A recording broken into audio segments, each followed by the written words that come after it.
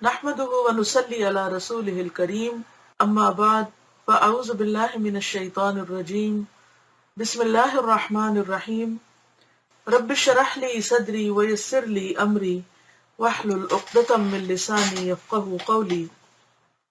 ہمارا آج کا موضوع ہے خدا پرستانہ زندگی۔ خدا پرستانہ زندگی، پرستش کا مطلب ہوتا ہے عبادت، یعنی ایسی زندگی جو سراسر خدا کی عبادت اور خدا سے تعلق پر مبنی ہو۔ اسلام کا مقصد یہ ہے کہ آدمی کو ایسا بنایا جائے کہ وہ دنیا میں خدا پرستانہ زندگی گزارنے لگے، یعنی اللہ کی عبادت میں جیے، کیونکہ اللہ تعالیٰ نے انسان کو پیدا ہی اپنی عبادت کے لیے کیا۔ وَمَا خَلَقْتُ الْجِنَّ وَالْإِنسَ إِلَّا لِيَعْبُدُونَ، اور انسان کو اس سے روکا گیا کہ وہ شیطان کی بندگی کرے۔ سورۃ یاسین میں آتا ہے أَلَمْ أَعْهَدْ إِلَيْكُمْ يَا بَنِي آدَمَ أَلَّا تَعْبُدُوا الشَّيْطَانَ إِنَّهُ لَكُمْ عَدُوٌّ مُّبِينٌ، اے بنی آدم، کیا میں نے تم سے عہد نہیں لیا تھا کہ تم شیطان کی عبادت نہ کرنا، کیونکہ وہ تمہارا کھلا دشمن ہے۔ تو ہم دیکھتے ہیں کہ کوئی بھی شخص شیطان کے لیے نماز نہیں پڑھتا یا روزہ نہیں رکھتا، بظاہر وہ اللہ ہی کے لیے کر رہا ہوتا ہے، لیکن جب ہماری نماز دکھاوے کی ہو جائے اور ہمارا روزہ جو ہے اس میں جھوٹ اور مکر اور فریب اور غلط کام شامل ہو، تو بظاہر وہ عبادت کی ایک شکل ہے، لیکن حقیقت میں وہ شیطان کی پیروی ہو گئی۔ اور اسی طرح زندگی کے باقی کاموں میں تو اللہ کے لیے جینا جو ہے یا اللہ کی عبادت کرتے ہوئے جینا جو ہے، یہ ایک وسیع تر کانسیپٹ ہے۔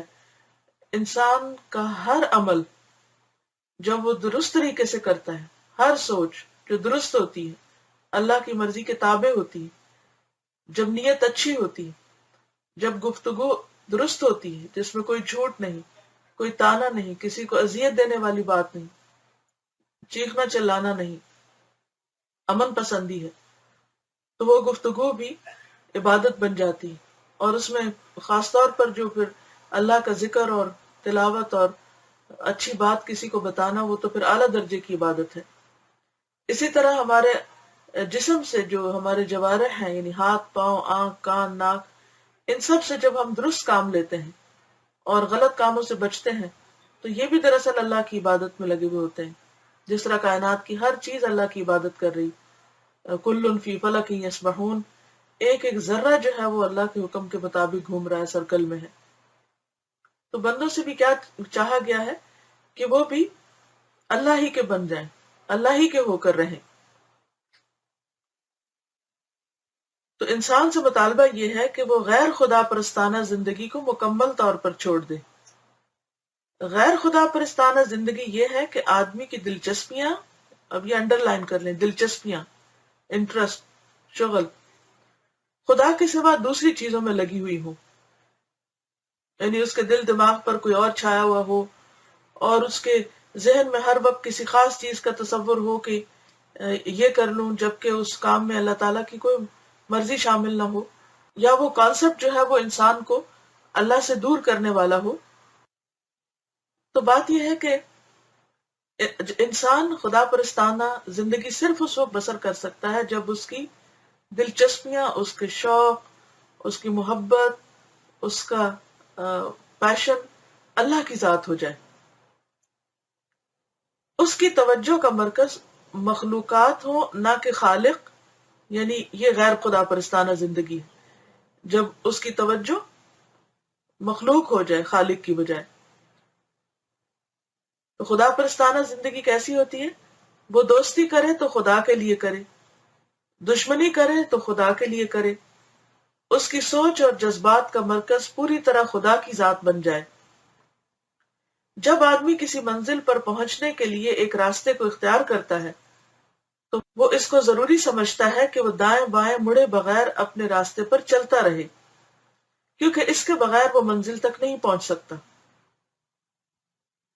یعنی مثلاً آپ اپنے گھر سے اپنے کام کی جگہ پر جاتے ہیں یا اپنے کسی رشتہ دار سے ملنے کے لیے جاتے ہیں، تو اس کے لیے کیا لازم ہوتا ہے کہ آپ اسی راستے پہ چلتے جائیں جس پر چل کر آپ اپنی منزل تک پہنچ سکتے ہیں۔ اگر آپ دائیں مڑ گئے یا بائیں مڑ گئے، چھوٹا سا بھی آپ نے اگر موڑ کاٹ لیا یا غلط راستہ لے لیا، تو آپ وہاں نہیں پہنچ سکیں گے جہاں آپ جانا چاہتے ہیں۔ تو اگر دنیا میں انسان دائیں بائیں مڑنے سے اپنا راستہ کھو دیتا ہے اور منزل تک نہیں پہنچ سکتا، تو یہی معاملہ انسان اور خدا کا بھی ہے۔ موجودہ دنیا میں کوئی انسان جب اپنی زندگی شروع کرتا ہے تو ایک راستہ وہ ہوتا ہے جو خدا کی طرف جاتا ہے، اسی کے ساتھ دوسرے بہت سے راستے ہوتے ہیں جو ادھر ادھر مڑ کر کسی اور منزل کی طرف جا رہے ہوتے ہیں۔ سچے طالب خدا کا طریقہ یہ ہے کہ وہ اہتمام کے ساتھ یعنی توجہ کے ساتھ شعوری کوشش کے ذریعے خدا والے راستے پر چلتا رہے، وہ ہرگز دائیں اور بائیں جانے والے راستوں کی طرف نہ مڑے۔ جو آدمی خدا کی طرف جانے والے سیدھے راستے پر قائم رہے وہ بلا شبہ خدا تک پہنچے گا، جیسے اللہ تعالیٰ سورۃ یاسین میں فرماتے وَأَنِ اعْبُدُونِی هَذَا صِرَاطٌ مُسْتَقِیمٌ، اور یہ کہ تم میری ہی عبادت کرو، یہی سیدھا راستہ ہے، یعنی میرے ہی بن جاؤ، تو ایسا شخص بلا شبہ خدا تک پہنچے گا۔ اس کے برعکس جو آدمی ادھر ادھر مڑ جائے وہ درمیان میں بھٹک کر رہ جائے گا، وہ کبھی خدا تک پہنچنے والا نہیں۔ ادھر ادھر کے راستوں پر بھٹکنے کا مطلب یہ ہے کہ آدمی اپنی خواہش کا تابع بن جائے، وہ ظاہری مفاد کو اہمیت دینے لگے، وہ غصہ اور نفرت اور حسد اور انانیت جیسے جذبات کا شکار ہو جائے، وہ بے سوچے سمجھے ہر اس سمت میں دوڑ پڑے جو اسے اپنے سامنے کھلی ہوئی دکھائی دیتی ہو، بغیر سوچے سمجھے، اور یہ نہ دیکھے کہ اسے کرنا کیا چاہیے، بس یہ دیکھے کہ غصے میں اس کا دل کیا چاہ رہا ہے اب، یا کسی کی نفرت میں اب اس کو کیا کرنے کا شوق آ رہا ہے، یا حسد جو ہے وہ اسے کس طرف لے جا رہا ہے، وہ پرواہ نہ کرے کہ وہ صحیح راستے کا انتخاب کر رہا ہے یا غلط کا۔ اس کے برعکس خدا والا راستہ یہ ہے کہ آدمی خدا کے احکام پر غور کرے، وہ سنجیدہ فیصلے کے تحت اپنا رخ متعین کرے، نہ کہ جذبات میں آ کے۔ وہ آخرت کی جواب دہی کی بنیاد پر اپنی زندگی کے معاملات طے کرے، نہ کہ محض وقتی فائدہ یا وقتی محرکات کی بنیاد پر، یعنی محض وقتی دنیاوی فوری فائدوں کو انسان نہ دیکھے اور انہیں دیکھ کے تو حرام میں کود پڑے یا غلط راستہ اختیار کر لے، نہیں، وہ ٹھنڈے دل سے سوچ سمجھ کر پوری توجہ کے ساتھ شعوری فیصلے کے ساتھ وہ راستہ اختیار کرے جو اسے اللہ کی طرف لے جانے والا ہو۔ تو اللہ تعالیٰ سے دعا ہے کہ وہ ہمیں اپنا بنا لے، اور خاص طور پر اس رمضان کے مہینے میں جو تقوی کی نرشمنٹ کے لیے ہے، جس میں دن میں روزہ اور رات کو قیام جو ہے وہ اللہ کے قرب کا ذریعہ ہے، تو اللہ سے دعا ہے کہ اللہ ہمیں ان عبادتوں کو خالص اپنے لیے کرنے کی توفیق دے اور سب سے دل موڑ کر اپنی طرف ہمیں متوجہ کر لے۔